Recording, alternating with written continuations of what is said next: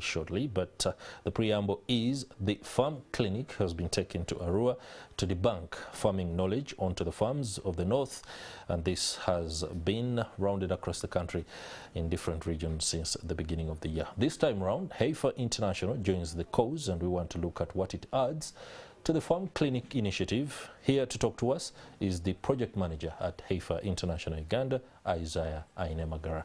Welcome to the program. Thank you, Chris. The Farm Clinic has been on, and there is a lot of transformational work that is going on, especially in debunking information, knowledge, and helping farmers across the country do their work better. To have Heifer International on board means there are strides being made, or for other stakeholders to be part of this initiative.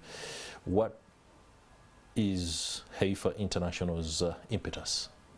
Okay, thank you so much, Chris, and good morning to our viewers of NTV. Again, my name is Isaiah Ainemagara, project manager with Heifer International Uganda. Maybe before I dive into the farm clinic. That's right. So Heifer International Uganda is a global non-profit organization whose mission is to end global poverty and hunger while caring for the earth. And we do that by partnering with local communities, business people, offering them training, especially in the areas of mindset change, and then technical trainings to help them to improve on the quality and quantity of their products so that they're able to earn what we call a decent income. Our vision is, our objective is to ensure that we reach out to 400,000 smallholder farmers to help them to achieve what we call a living income. So going into the farm clinic, one, we've really been observing that the farm clinic has been gaining traction over the years. Of course, attracting participation of smallholder farmers who we believe are very important in securing the food security situation of this nation. So strategically, we are very aligned to that. But also looking at the theme of this year's farm clinic, especially the one in West Nile, we are looking at climate smart farming for bumper harvests. So we are also aligned to that. Smart farming for bumper harvests. Yes. Okay. So we are aligned to that, and we believe that by partnering with Nation Media on that farm clinic, we'll be able to share our experiences, but also learn, because the trends in the industry are always changing. So we look forward to a lot of experience sharing during the farm clinic in Arua. Allow me pick your mind on strategic interventions to address one of the foremost challenges that we face in Uganda today, food security. There has been a lot of interventions from so many stakeholders, and sometimes you fail to understand exactly what is the direction we are taking. Food security is a pertinent issue. For us, we grapple with food insecurity. How best should government and the private sector and just about everyone who is involved in it work to ensure we have the best possible solutions, because the threat is real? There are people who are not accessing food at bare minimum. How do we move forward on that? True, Chris, and thank you so much for bringing that up. You know, food security has different dimensions to it. Of course, the availability of food, but also the income to be able to afford the food and so on. Yeah. And it's a very complex issue that also requires a multifaceted approach of solving it. So for me, what I think is that if we could work in a coordinated way, of course, already the government of Uganda has certain policies in place to ensure that farmers, but also other stakeholders can be able to contribute towards ending food security crisis in this country. And by the way, it's not only in Uganda. In Africa, we've seen that, you know, it's embarrassing to learn that actually we are net food importers, despite the fact that we have opportunities such as fertile soils, good weather, okay? But we are still importing food, and this has actually been exacerbated by the conflict in Ukraine and so many other factors. So we really need to sit on a round table and ensure that we work in a very coordinated way to know who exactly is going to do what, okay? And then we also leverage on our different strengths as stakeholders in the industry. Okay. I think that would really give us a good push. All right. The Farm Clinic, as as one of the foremost initiatives by Nation Media Group and stakeholders like HEFA International, looks at smallholder farmers as integral to this whole process. When you look at the various interventions across board in agriculture in the country, the smallholder farmer needs a lot more attention. I don't know whether some of the programs that HEFA has are tailor-made. Could you just take us through some? Yeah. So at HEFA Uganda, we also acknowledge the fact that smallholder farmers play a very critical role in securing the food security situation of this country. And all our programs are tailored around the smallholder farmers. But of course, over the years, we've also learned that you cannot only focus there, but you also need to look at the whole market system and how it functions to ensure that it is competitive, to ensure that we also open up other avenues and opportunities for other value chain actors so that farmers can get a fair share of the value of the products that they produce. So our focus has largely been on smallholder farmers, and over the years we've actually impacted over 1 million smallholder farmers. We began operations in 1982, and of course we've been known mainly in the dairy sector. I think when you hear the name, immediately that is what... I was coming to that. Yes, that is what comes to mind. But we've also been evolving, and we are looking at other value chains, including swine, poultry, horticulture, and so on, where smallholder farmers participate. So we have a number of interventions targeting smallholder farmers, not just in dairy. Of course, in dairy, we've been helping farmers to come together. We believe in a group approach, helping them to form cooperatives. In Uganda, so far, we have established 80 cooperatives. You know, so many partners grapple with this question of sustainability, and our answer to that is, for us, when we are intervening, when we are working with smallholder farmers, right from the word go, we support them to form cooperatives, and when the project, because the project has a lifetime, when the project comes to an end, these farmers are able to still continue getting services from those cooperatives. So we've set up those cooperatives for smallholder farmers. In the dairy sector, we've, especially in the area of climate smart agriculture, we've been able to help dairy cooperatives to answer the question of power shortages and expensive tariffs. That's right. By setting up mini grids or investing in solar for productive use.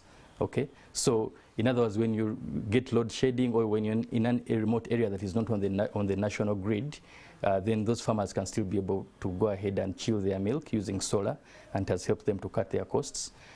We've also been, we've had interventions in the oilseed industry, still targeting smallholder farmers in northern Uganda, looking, of course, at value chains like soybeans, sunflower, and also to really unlock the potential within the oilseeds, and also answer the question of import substitution. Because I think I had the previous speaker who was here from URA talking about promoting domestic production. They are being targeted. Exactly. So we need to reduce the imports coming into the country, especially for things that we can be able to produce. So those are some of the interventions that we've done. But of course, also along the way, creating over 35,000 jobs. That's in some of our youth programs, targeting against smallholder farmers in the youth category, especially in the youth interventions supported by the MasterCard Foundation and also with Educans in northern Uganda. Okay. There is the long-standing challenge of capacity by individuals to be able to take on projects that are first and foremost sustainable, but also bring some profit. You see, the Ugandan wants to understand very quickly that there is a clear trajectory to profit. It is not a case of let us go in there, I think after 4 years we shall manage to. No, people have challenges to deal with within the space of 3, 6, and 9 months. When you look at the line of products in agriculture in northern Uganda, we have bees, that is beekeeping. There's a lot of honey that comes from northern Uganda. There is also a lot of, how do you call these, cashew nut production. Cashew nut.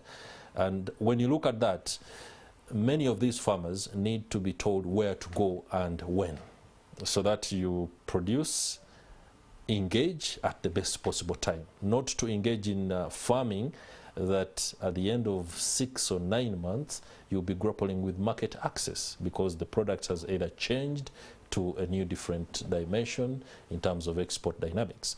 Are you going to be advising them, especially those in Arua, on some of these dynamics so that we can push in a very clear way? Sure, that's a good one, Chris.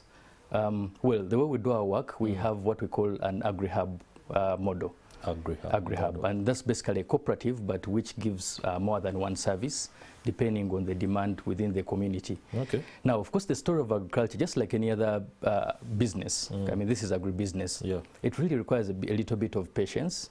Of course, I know especially young people really would like a quick fix, because you have to survive today for you to be able to dream for 2-3 years to come.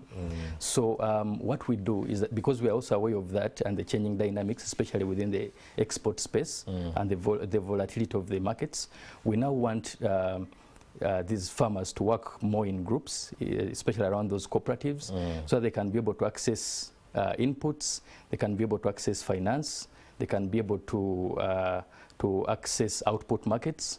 Okay, so imagine a scenario where you have a cooperative, but then all the solutions are within there. So that means a young person or any other smallholder farmer, if at all they have an immediate need and they're already saving some money within the cooperative, they can be able to borrow money to meet the immediate need, but also entrust the cooperative with their produce that can be sold over time when the price is right. So for us at HEIFA, we believe so much that empowering farmers can be able to crack the question of the immediate need, but also for those smallholder farmers to strategically position themselves not to be fleeced, especially on the issues of price. Okay, a transmission of agricultural knowledge is very important, and that brings in the aspect of technology. And I'm sure as a stakeholder in this, you are ensuring that in as much as you're rolling this out, the technology has to be updated. How are they receiving the information? How accessible is it? How quickly do they get to know what they ought to do? And what are the platforms available? Okay, thank you. Again, at HEIFA, we also believe a lot in leveraging technology to be able to accelerate our journey towards our strategic objective of reaching out to the 400,000 smallholder farmers I talked about. That's right. And so we have a number of initiatives. You could have heard about for example, the At Africa Challenge. At Africa Challenge. Yes, which stands for Agriculture, Youth and Technology. And in that challenge, we are calling upon young individuals within Uganda, of course, by our constitution, that is between 18 to 35, who can be able to, and especially we're looking at innovators within the ag space, who can be able to apply for that opportunity. And then, of course, for a technology, to bring forth a technology that can be able to address constraints facing smallholder farmers. So those are some of the opportunities we shall be talking about at the farm clinic. Of course, that challenge, I think it's, the call to application is expiring, I think, tomorrow. That is Friday. It has been running for like 3 weeks. It's been running for sufficient time. Exactly. But it's not too late. Young people can go to www.ayute.africa/Uganda and look at the criteria for applying. So the information is out there. We have other opportunities for young people to, for example, access tractors without collateral. Chris, if you're to walk to a bank... Access tractors without collateral. Yes, if you're to walk to a bank right now, okay, to get maybe a loan for a tractor, they'll ask you for a lot of collateral and a lot of conditions. And you can imagine if you don't have, how about a young person out there? So we have all these kinds of innovations for young people, especially around technology, and the information is out there in the media. They can also reach out on our social media sites, on our website. They'll be able to know that. But also at the farm clinic, we'll be throwing more light about our interventions in technology. Okay, as we close this conversation, allow me just seek clarity on climate smart agriculture. According to information we have here, setting up solar mini grids and other related equipment to support cooperatives in accessing cheaper and reliable power for working on the products and the produce that they are making. Climate smart agriculture is today's buzzword. All stakeholders are into it, but we are beginning to see the shortfalls of initiatives where we have uncoordinated troop movements, and that is affecting how we mitigate some of the challenges that we face in climate smart agriculture. If you don't mind, just throw more light on is there some sort of national policy direction that has co-opted in players including Heifer International, or there has been efforts to ensure that is mooted? Yeah, sure. Climate change is a reality in Uganda, but also, of course, globally, and there's already a global agenda and conversation that is going on. Yeah. But to bring it closer home, yes, there are policies in place.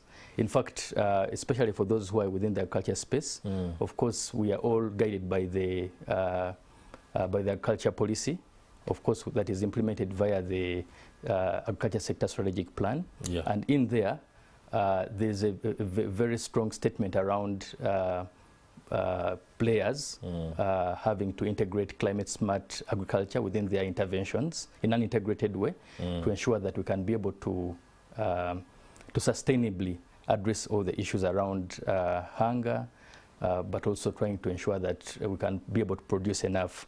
So yes, there are interventions already. If you look at some of the government initiatives, what is happening, you see that there's a lot of conversation around agroforestry, around producing resilient seeds that are resilient to climate change, weather patterns, and all that. So yes, that conversation is ongoing, and there are quite a number of platforms where we participate.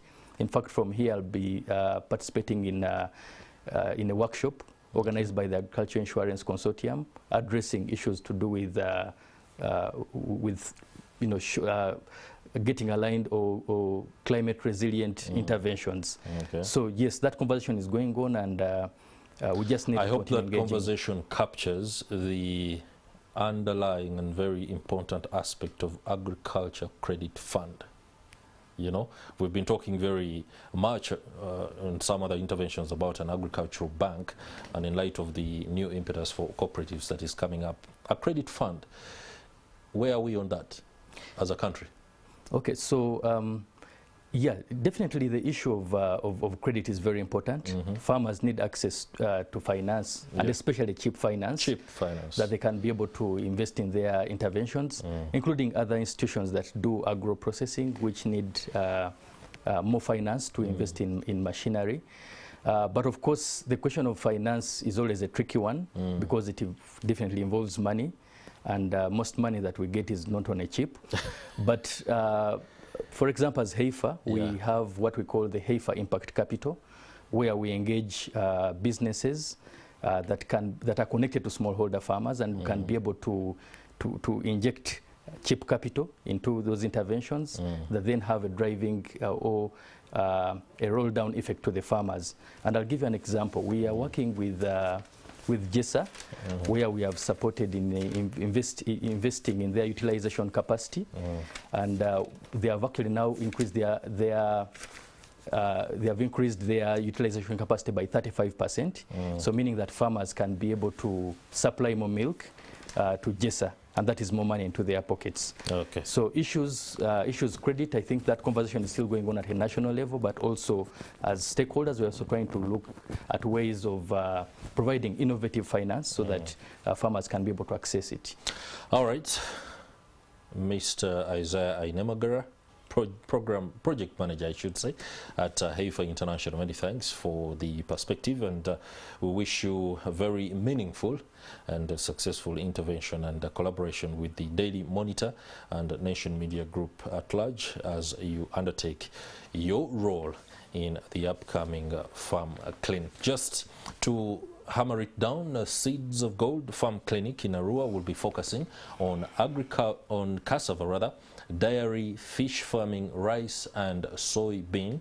The venue will be the Abbey Zonal Agricultural Research and Development Institute, Arua, which is described as Abbey Farm. Entrance is free. Let no one tell you that you require money to be able to make it. For inquiries and exhibition, you can call 0756 849133 or 0775 411 864. Of course, this is led by NTV, Daily Monitor, Sunday Monitor, and all the others that have been listed for the good work in terms of intervention in supporting this particular initiative. That will do it for our Tech Note. We'll be right back.